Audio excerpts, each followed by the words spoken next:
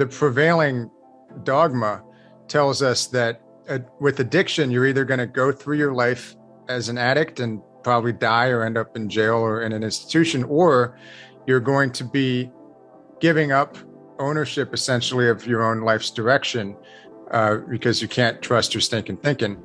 And you are going to have to surrender that to your sponsor or people who are helping you out and have continual support. And you can't really trust your own mind again because the disease is strong and it's going to lead you astray. So I think that's a serious problem. I don't agree with anything I just said. I was just trying to lay out the prevailing wisdom. I think a lot of people feel trapped by that. And that is a huge source of resentment for people. Because if you feel as if not only that you don't want to vision cast because you're not ready, but that you fundamentally can't because you're defective, then you have a serious problem. And you may as well go drink or use drugs because the alternative is pretty bleak too. So I think that false dichotomy there, or at least the idea that you can't trust your own mind, which seems to be, I don't really see that as being a necessary interpretation of 12-step philosophy, but it seems to be the prevailing interpretation among most rehab centers for reasons I won't get into.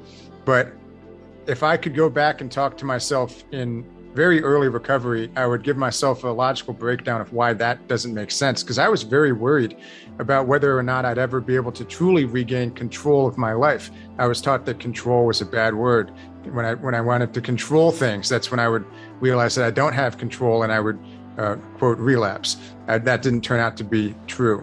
As I recovered, as I fixed biochemical imbalances, as I began to get more mental clarity, as I got more fit, as I built my self-efficacy, I learned that I could trust my mind more than ever after addiction.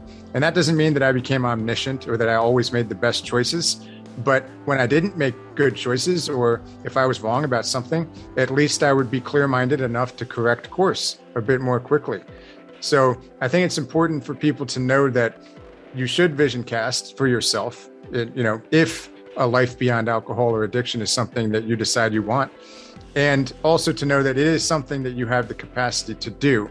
And if you feel like you can't do it right now because you're in the midst of an alcohol binge or a drug binge or whatever, do know that with biochemical repair, which is what you and I both recommend as the first focal point for trying to overcome addiction, with biochemical repair, you will absolutely get back to a state of mental clarity. And for those who might not know, biochemical repair refers to targeted supplementation and diet changes and lifestyle changes to try to get rid of the toxins that you might have in your body especially from alcohol, the most toxic drug there is probably, and also to allow all of the systems in your body to start functioning properly, most notably the brain.